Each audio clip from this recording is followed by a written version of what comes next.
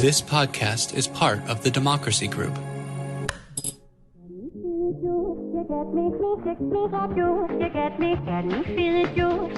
Welcome to a special episode of Talking Politics and Religion Without Killing Each Other.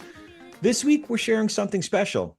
It's an episode of To See Each Other, a show that complicates the narrative about small-town Americans in our most misunderstood and often abandoned communities. This season, host George Goehl travels to Lincoln County, Wisconsin, to follow a small-town battle for the last remaining public nursing home in the community. Folks are angry about being treated like they're expendable, and they're deeply afraid about what this means for them.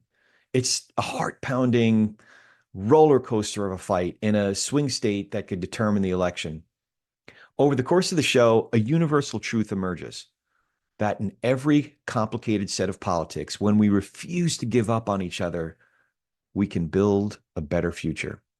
Okay, here comes the episode. You can listen to more episodes of To See Each Other wherever you get your podcasts. This is To See Each Other, where we explore how people are fighting for the future of rural America and how writing it off hurts us all. I'm George Goehl. I'm a longtime community organizer and lifelong Midwesterner. And in this season of To See Each Other, we're heading to one of my favorite places, Wisconsin, to get to know a group of small-town senior citizens fighting for the dignity of the elderly and a better future for us all. So I'm a Midwestern guy through and through. Grew up in Southern Indiana and started organizing there before moving to Chicago in my 20s. But Wisconsin has grown to hold a big chunk of my heart. Wisconsin's a land of natural beauty. You've got big, tall pines, great lakes, and open skies, and you got some human beauty too, beer, brats, and cheese. My whole family's come to love Wisconsin, especially the supper clubs. A Wisconsin tradition, supper clubs were originally taverns and dance halls. You can go there today and get fried fish and potato pancakes or roasted chicken, Salisbury steak, relish trays, and definitely a classic old-fashioned.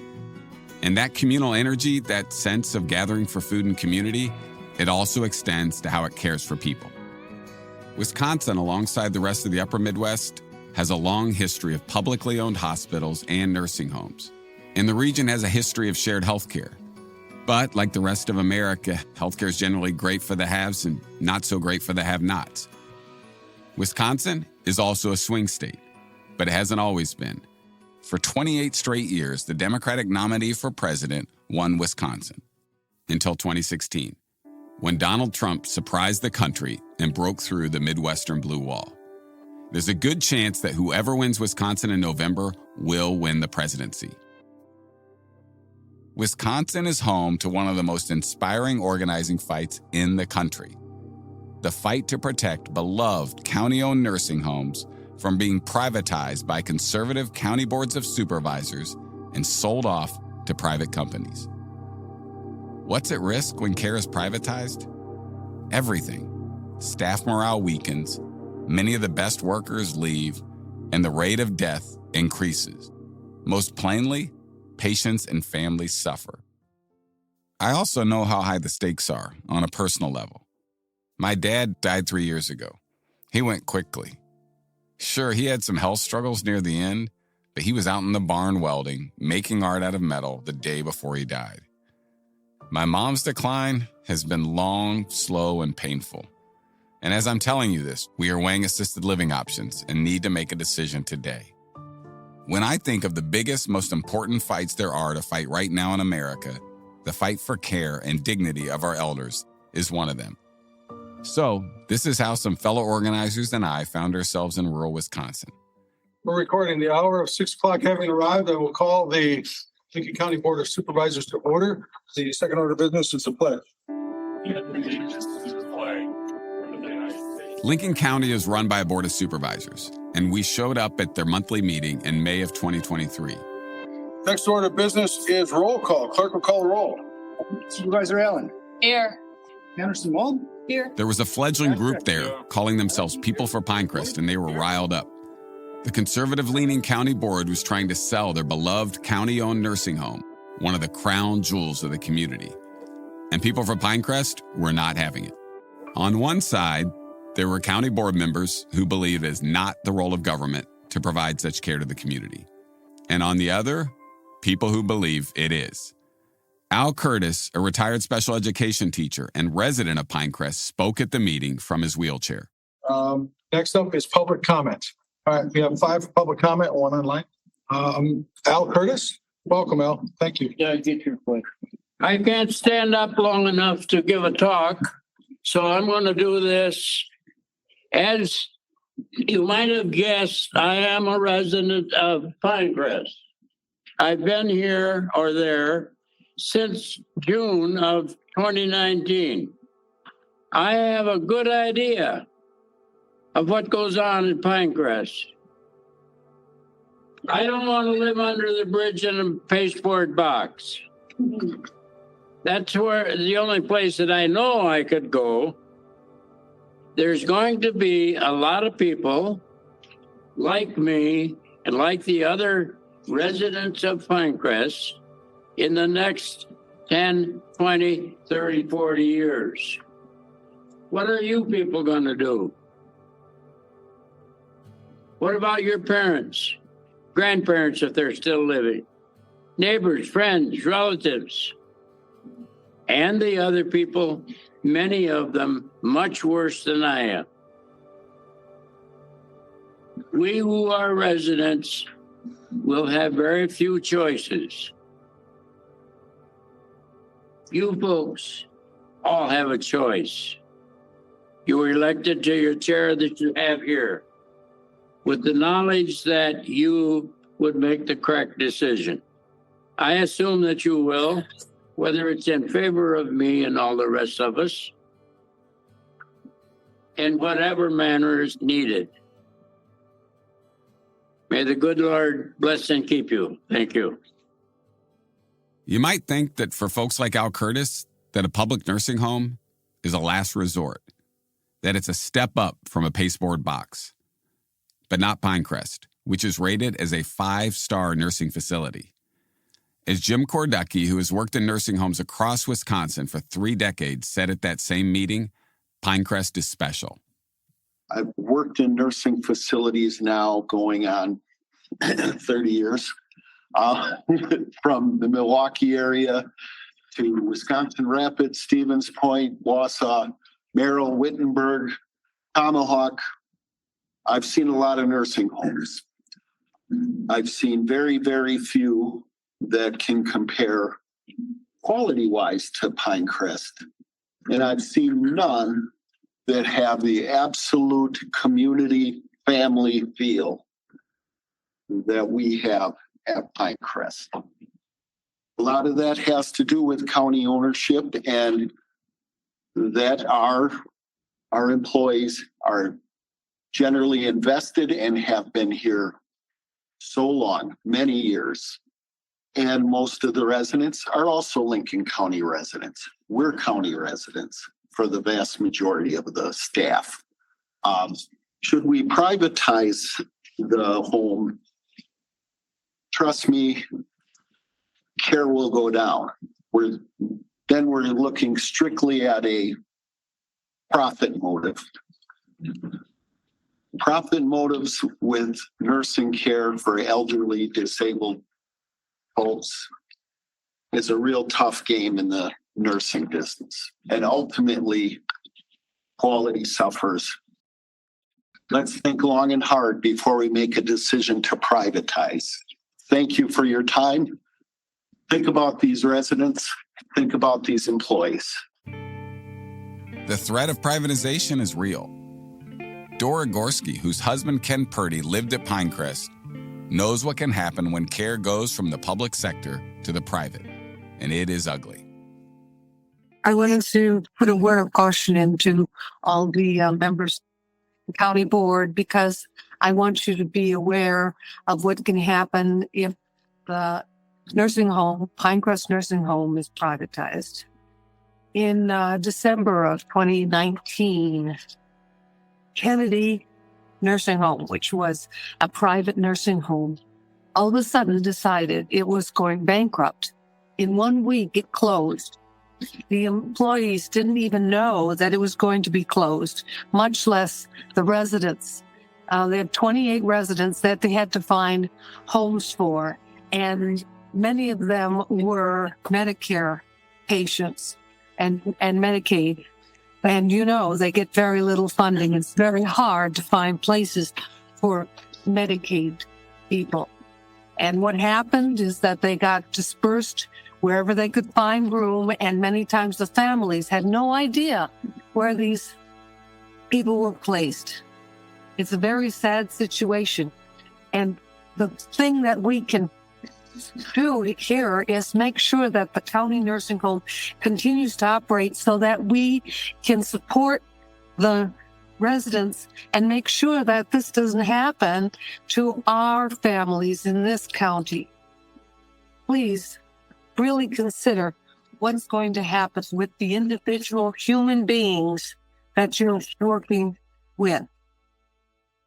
We'll share much more about Pinecrest later. But first, I want to share with you some stories about Lincoln County, where Merrill is the county seat, from a few of the people who know it best. I'm Judy Waller, and I've lived here for 78 years, born and raised in Lincoln County. And I don't know, I just like it in Lincoln County. We're always really friendly. I remember there was this guy, we used to call him Fachi. He rode the train from town to town. And so he'd ride the train up to Merrill, and then he'd want to go someplace, and my dad would ask him, where he wants to go. So my dad would take him to the next train stop or wherever he wanted to go, and my mother would always have a loaf of bread for him, and, they sent him with food and stuff. It was that kind of an atmosphere, like, whatever we had, we shared. It didn't matter. It stretched, and neighbors helped each other. If anybody got sick, everybody went there to do whatever the farm work was. Everybody did it. That was just the way we did things. It was just like everybody was family. We were poor, but we didn't know we were poor. We didn't know we were poor. My name is Marge Brogenbuck. I grew up in Lincoln County. I grew up on a dairy farm west of Merrill. My mom and dad were farmers. My dad purchased the farm from my grandma after my grandpa passed. There was no better way to grow up than a family farm. My kids worked on the farm. They helped grandma and grandpa in the summertime, got their driving skills on the tractor, learned how to work hard. Things had to be done. You make hay when the sun shines. Don't care if it's 90 degrees or if it's 60 degrees. You make hay when the sun shines. Merrill was quite bustling when I was little, when I was growing up, because Merrill was a farming community. We had maybe 3 or 4 grocery stores at the time. The downtown, we had a fabric shop. We had several shoe stores. We had several hardware stores. Implement dealers was big. We had 2 huge ones, or good-sized ones. And as the small dairy farms started getting squeezed out, slowly all that receded. And I'm sorry, you can't blame it on Walmart. It was the way things were going. The family farms went out, and it took a toll on Merrill. When I tell people about this fight, the first thing they say is, aren't nursing homes just bad? Sure, some of them are. Some of them are horrible. But what I've learned in this fight is the public ones, the ones owned by the county, and therefore owned by the community, are beloved institutions. For example, Pinecrest itself is a 5-star facility, providing the highest level of care. When a nursing home is acquired by private equity, deaths among residents tend to increase by an average of 10%. Medicare and Medicaid fraud also run rampant. In Nebraska, for example, Skyline Healthcare is alleged to have defrauded Nebraska's Medicaid program of nearly $60 million and skipped out on taxes in New Jersey to the tune of more than $29 million. Some private nursing homes staff up so minimally that patients regularly die from literally rotting in their own filth. Or in the case of one resident in 2022, attempting to escape his misery by climbing out of a third-story window. Of course, those are the nightmare scenarios. There's a whole lot of myths and stereotypes about nursing homes, some of it by design. We don't like to talk about the realities of aging in this country, much less what it means to age without wealth and lots of family resources to keep us afloat. We are living longer and longer, and we're not all that well equipped for what that means and how we care for each other. I think for most of us, nursing homes and other types of elder care facilities are things we simply don't want to think about. But the truth is, we're lucky if we get to age. And we're even more lucky if we get to be in a place like Pinecrest. Here's Linda Dorr, who grew up in Lincoln County and has lived there for all of her 72 years. My son used to drive by there with his son when he was little and says, "That's Grandma's next home." I thought, yeah, I guess so. I mean, that's just our cycle. You know, you're born, you play, you have fun, and you end up someone taking care of you. So, you know, it takes a special person to work in a nursing home, a hospital, or wherever. I could never do it, so I'm very thankful for the people that do. I'm amazed at the activities group there and what they all do with those residents. Holy man, they're outside playing catch with water balloons. And, you know, I couldn't even imagine my grandma at 80-some years old playing catch with a water balloon, but they do. They bring chickens in and rabbits and what else did they do? Oh, some groups will come in and cook for them. But they do so much. And the girls that are in the head of it, which one is my cousin? They just do such a wonderful job, and they're just so good with the people. Don Dunphy, a retired Lincoln County prosecutor, says the difference between Pinecrest and other facilities is obvious immediately. I've been in other nursing homes, and the instant you walk in the front door, you can smell urine. It just permeates everything. Not at Pinecrest. My friend Ken Purdy was in the nursing home, I'd say for about 6 months before he died. I went to visit him quite frequently, and it always seemed like he was being well taken care of. The staff was very attentive. The room was always clean. His meals were always on time. And I also talked to a person that worked for one of the local funeral homes for decades. And he said that when he would go to pick somebody up at Pinecrest, never saw a bed sore. He said other nursing homes where he'd go to pick up people, it wasn't like that. People in the community deserve to be treated with dignity and respect and have visits. And that's one of the main benefits, I think, of Pinecrest. If you live in Merrill, or even if you live in Tomahawk, which is only 20 miles away, you can have frequent visits with your relatives in Pinecrest. Both of Marge Rogenbuck's parents spent time at Pinecrest at the end of their lives, and it was a salve during incredibly difficult times. In 2015, Mom was diagnosed with COPD. In 2016, she was put in hospice with stage 4 COPD. So I came home with her to help. During that 3 weeks, I realized how bad my dad's dementia had become. And I had to go back to work. So my brother and I were in a panic as to what to do. Mom wasn't healthy enough to make sure that Dad didn't do something that he shouldn't do. So we're like, we can't leave them home alone. Pinecrest was the only facility in Lincoln County that accepted Medicaid, which Mom and Dad needed because they did not have the funds to pay for it. Mom and Dad both went to Pinecrest Nursing Home, and we all had tears because it, kind of finality. Mom passed away on February 19th.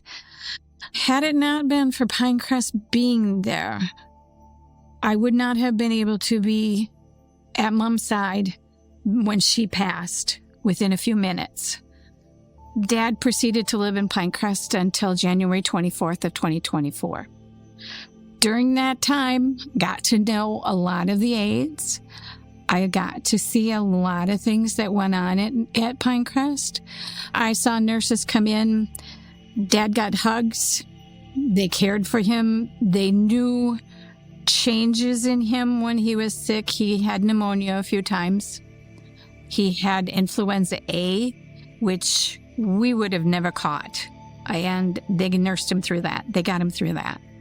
They played music for him. We had CDs for him. And then finally I got him an Echo Spot, which was fantastic because they knew to turn it on and to turn it on either polkas or old country for him to make him happy and satisfy him through the day. They knew what he liked to eat. They knew he preferred mashed potatoes and gravy compared to most any noodle thing that they had.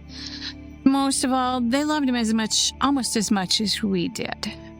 And the day that Dad died, we had more hugs and sympathy from the people that worked there, that came in and gave us their sympathies. We would have been lost. We would have truly been up a creek without Pinecrest being there when we needed them. And I'm sure we're not alone. Marge is right. They are not alone, not by a long shot. America is in an elder care crisis. We are in the midst of a massive increase in older adults. By 2025, the 65 and over population will be 86 million people, up 50% from 2023. And even though all of this is coming, it has been hard to plan for and hard to navigate. Many of us assume that Medicare, which kicks in at 65, will cover everything. But Medicare doesn't cover long-term daily care, whether at home or in a nursing home. That means you might be paying more than $100,000 a year out of pocket for a private nursing home room. Some families have spent down their entire savings to $2,000 or less so they can qualify for Medicaid, which provides health care, including home health care, for more than 80 million low-income Americans. And for the family caregivers, it's not any easier. Of those caring for a loved one, 28% have stopped saving, 23% have taken on more debt, and 11% can't even cover food and housing for themselves. Dr. Lori Wolf, a Lincoln County resident, is a neurological rehabilitation specialist and practiced medicine for more than 30 years in the region. She's had family in Pinecrest and shared with us her perspective as someone who has witnessed and experienced the crisis of aging in America as a doctor, a family member, and an individual. You know, aging is not for sissies. It is a unique experience unto itself. I think the ability to appreciate wisdom in spite of the infirmities of aging is crucial to a society and is actually a bit of a dinner table ethic. I think we need to get back to basics, appreciating what our elderly can bring to our lives. I think America has a hard time fulfilling obligations of family care. Our governmental structure does not afford the ability to sustain families economically when suddenly they are faced with crises. Families are just torn in so many directions. You have parents who have medical issues that require intervention. They may have functional needs in terms of their activities of daily living. And yet the working offspring need to have their own commitment to their jobs and their families. So I think it's an incredibly tumultuous situation for those intergenerational connections that other societies may be caring for better. We as a nation are so strict on leave. We don't have economic reimbursement for those things. We don't value nursing home care. And, basically, if you don't have long-term insurance, your resources that you thought were going to go to your subsequent generations will go to supporting your life in a nursing home until your medical assistance kicks in. So we have so many areas of what I look to be economic deficits for people when they're thrown into this tumultuous decision of, okay, what do we do now? Because mom and dad may not be safe at home, or they can't manage medically, or, whatever the infirmity might be, the medical system is incredibly complex. I think we as a society need to reassess our own priorities as it relates to how are we taking care of our fellow man and women. The complexity can be terrifying and compounds the other issues at play: financial stability, emotional stability, isolation, and sometimes simply survival. In talking to families in Wisconsin, not just in Merrill, people describe living in fear of aging and what that will mean for them and their families. Fear of running out of money. Fear that there would be no one to take care of them. Fear that with a steady population loss, there would come a day when spray painted on the vacant courthouse would be the words, "Last one out, turn off the lights," and they would be the last one. 42 Wisconsin nursing homes have shuttered since 2016. What happens when it's yours? Even if you never intend to end up at that local nursing home, it's sure nice knowing it's there. What if that's gone too? In Wisconsin, the population of folks 65 years and older is expected to grow by 1.5 million by 2040, doubling from 750,000 in 2010. Over the same period, the population of people over the age of 85 in Wisconsin is expected to grow by 140%. And they deserve dignity and care. As Judy Waller, a lifelong Lincoln County resident and fighter for Pinecrest, told us, Pinecrest is not just county-owned, it belongs to the people. I feel that my taxes were taken and they were supposed to be going to a place that I was going to be able to retire in if I had to. And so I feel that I have ownership there. And when I see my neighbors that do not have anyone to take care of them, I know that that's what we need. We need to have a place for everybody to be able to go and live the last years of their life and to be comfortable and safe. It's just, that's what it means to me, is that I just feel so much ownership over Pinecrest because of that. So yeah, that's why I'm in it for the long haul. So, what do we do to care for our aging population? And who are we as a culture if we don't? Well, I'll tell you what I learned sitting on that floor of that packed county board meeting in Lincoln County a little more than a year ago today. The old folks, the people for Pinecrest, they're not going out without a fight. Pastor Mike Southcombe, the pastor of St. Stephen's United Church of Christ in Merrill, has been part of People for Pinecrest since day one. St. Stephen's has become a home for much of the organizing, and if you think Pastor Mike has a hands-off approach to his community, think again. When the thing about Pinecrest started coming up in letters to the editor in the paper, and I was familiar with Pinecrest, I do a monthly service over there, a worship service, provide communion for folks.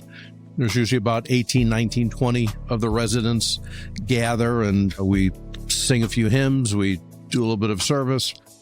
So I was familiar with Pinecrest. I was familiar with some of the staff, the employees there, and I started to see these rumblings about selling it, and it didn't make a lot of sense to me. We're not a church that tells people, oh, you should pray about this. No, we say we should pray about this. Now let's figure out what we can do about it too. We claim to be the body of Christ. So we are the mechanism through which Christ answers prayers in the world today. If we don't do it, everybody praying for Pinecrest, it's not going to get done. So somebody has to be the voice. The purpose of the church is to comfort the afflicted and afflict the comfortable. And if you're comfortable with ignoring the plight of the vulnerable elderly, then you need to be afflicted. You need to be afflicted. Judy and Pastor Mike and all the people for Pinecrest aren't just fighting for themselves, they're fighting for everyone who comes after. Al Curtis, who was the first person to sound the alarm about the potential sale of Pinecrest, who gave the county board hell from his wheelchair, he died a few months later. He was in the fight until the end. I've been able to bear witness to people fighting with their last breath for the care and dignity they deserve. To say it's inspiring is inadequate. Next week on To See Each Other, we'll learn how the fight to save Pinecrest came to be, and how a group of county board members even got started on the path to selling and privatizing one of the community's greatest assets. Follow To See Each Other wherever you listen to podcasts and share it with all your people. Visit toseeachother.org to learn more about this fight. To See Each Other is a project of Edition and the Mashup Americans. It is executive produced by Amy S. Choi and Rebecca Lair of the Mashup Americans and George Goehl of Edition. Senior editor is Sarah Pellegrini. Story consultant is Jeff Seelbach. Lead researcher is Melissa Lowe. Production managers are Shelby Sandlin and Andy Harris. Sound designer is Pedro Rafael Rosado. Original music composed by the Brothers Tang. Special thanks to Jen Carrillo and Mike McMahon of Edition.